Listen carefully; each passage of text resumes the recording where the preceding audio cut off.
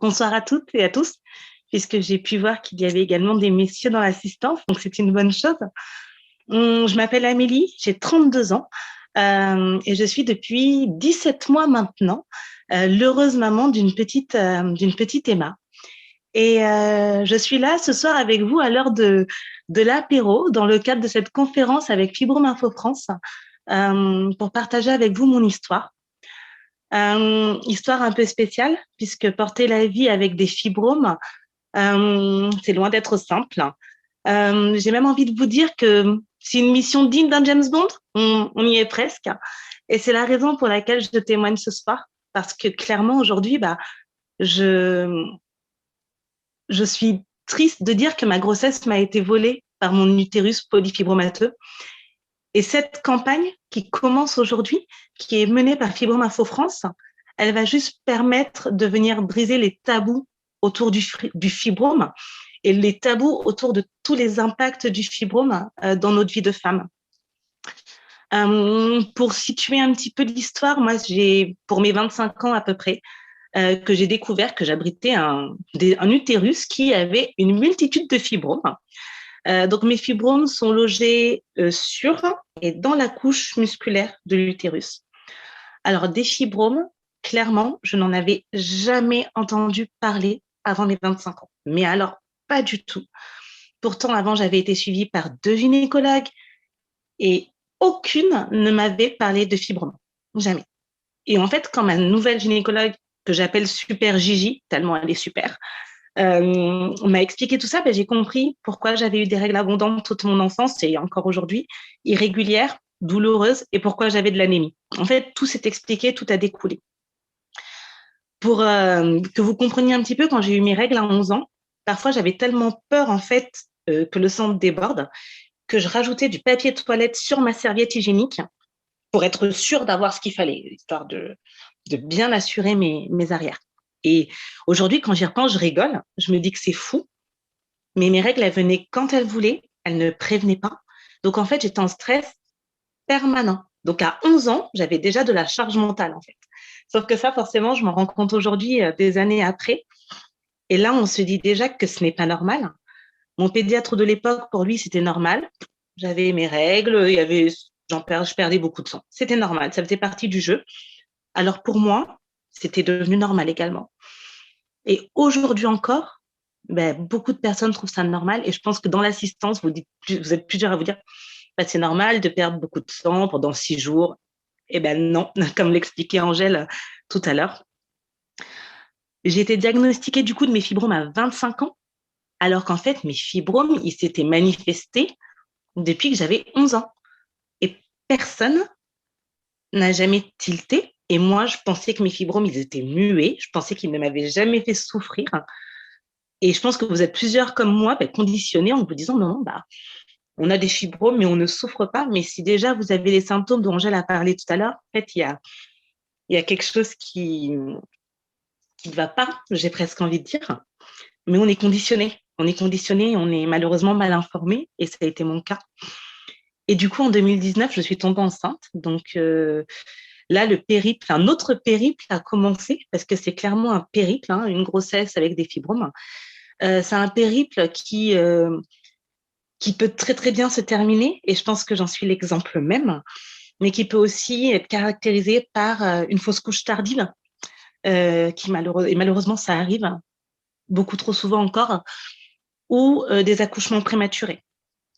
Et clairement, en fait, pendant 9 mois, j'ai eu ces 2 épées de Damoclès au-dessus de ma tête. Pendant 9 mois, je me suis mis la pression pour faire en sorte que tout se passe bien, que rien n'arrive. Et heureusement, j'avais ma super Gigi qui était là pour me rappeler que je devais rester positive, que je devais rester zen, parce que sinon, ça n'allait pas le faire. Mais je pense que vous serez toutes d'accord avec moi. On n'a pas toute la chance d'avoir une super Gigi. Moi, j'ai de la chance, clairement, je le dis, je le revendique. Et on est des humains, on est des femmes. La grossesse est un gros changement et forcément, on a peur. On est effrayé, la moindre douleur nous effraie. Et sauf que moi, clairement, la douleur, elle est devenue ma colocataire pendant 9 mois. La douleur est devenue ma colocataire parce qu'en fait, j'ai eu une nécrobiose. Donc, la nécrobiose, c'est un infarctus du fibrome, en fait. Ça arrive soit parce que les vaisseaux sanguins qui alimentent habituellement le fibrome alimentent désormais le bébé, donc forcément, il n'est plus nourri. Soit parce que la tache, en fait, qui relie le fibrome à l'utérus se tord, parce que le bébé grandit, grossit, prend de la place. Et donc, cette attache, elle cède. Donc, dans les deux cas, le fibrome, il meurt dans d'atroces souffrances. Alors, là, je dis le fibrome meurt dans d'atroces souffrances. Clairement, l'atroce souffrance, c'est moi qui l'ai vécu. Je tiens à ce que vous le sachiez. Et je pense que vous êtes plusieurs. Il y en a qui ont fait l'expérience de la nécrobiose pendant la grossesse. C'est vous qui l'avez vécu aussi. Hein, donc, on est toutes dans ce bateau.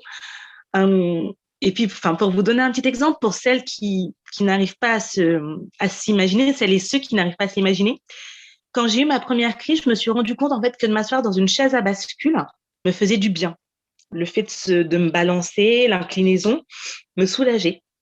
Alors, j'ai demandé à mon mari de prendre la chaise à bascule du balcon et de l'installer dans notre salon. Donc, on n'avait pas un grand appart, on avait 60 mètres carrés et on avait la grosse chaise à bascule de la terrasse en plein milieu du salon. Donc, faut juste visualiser la scène pour que je puisse me basculer toute la journée parce que c'était le seul moyen que j'avais trouvé à ce moment-là pour calmer la douleur. Parce que la douleur, c'était comme si on avait pris un couteau, qu'on me l'avait enfoncé dans la chair et qu'on le faisait tourner sur lui-même doucement, qu'on le faisait vriller, et qu'il vibrait, qu'il ne voulait pas s'arrêter en fait. Et quand je me balançais, quand j'étais inclinée, j'arrivais à canaliser, à contrôler cette douleur. Et donc, c'est simple, à la fin de la grossesse, le fauteuil était cassé. Voilà. Au moins, comme ça, c'est clair. Et puis, j'ai découvert l'épreuve des WC en pleine crise de nécrobiose. Alors là, le summum de la douleur. Déjà, j'appréhendais d'y aller, tant par le fait de me déplacer jusqu'au WC, mais aussi parce qu'il allait se passer dans les WC.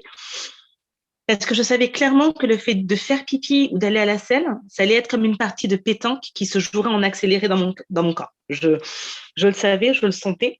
Et la première fois que ça arrivait, j'étais seule à la maison, c'était un matin, mon mari était parti travailler et j'ai dû me hisser hors du lit. Alors quand je dis me hisser hors du lit, c'est-à-dire que je me suis laissée glisser hors du lit parce que je ne pouvais plus me lever, parce que j'avais mal et donc je ne pouvais plus me lever. Et j'ai rampé jusqu'au WC.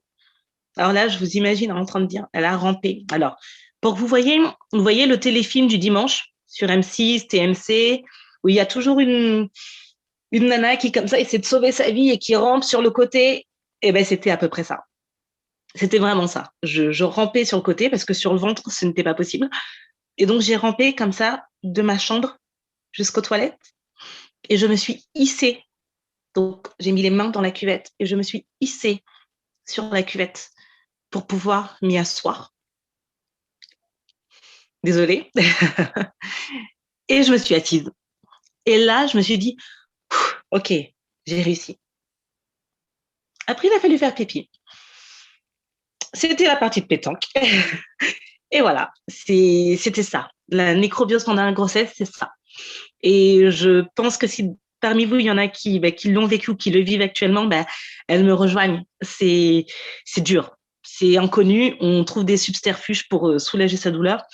Moi, ce que je retiens de ma première crise, c'est que j'ai mis les mains dans la cuvette. Je pense que ça restera gravé dans ma mémoire toute ma vie. Et je pense que vous aurez toutes ce petit moment où vous vous direz, OK, qu'est-ce qui a marqué ma première nécrobiose? Ouais, c'est ça, c'est les mains dans la cuvette, pour moi.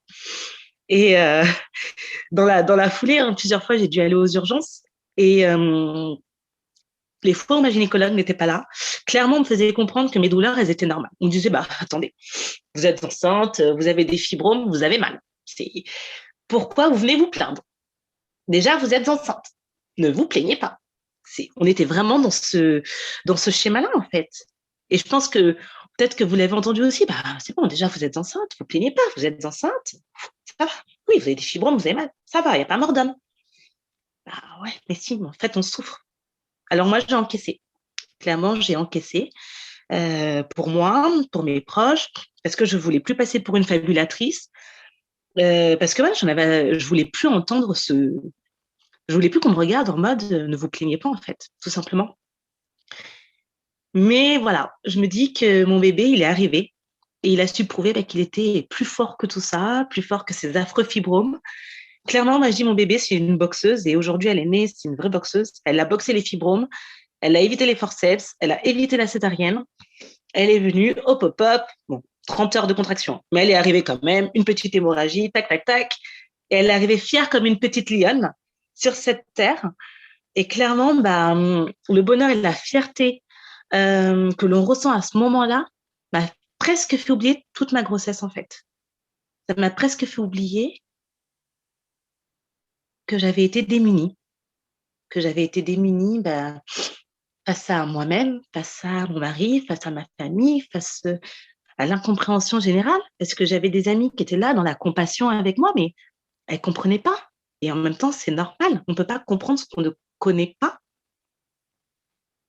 Et au sein de ce sentiment d'abandon, de repli, j'ai commencé à prendre des notes, en fait, pendant ma grossesse, à prendre des notes sur ce que je vivais. J'ai, comme m'a dit une amie, du coup, il n'y a pas très longtemps, j'ai posé des mots sur mes mots.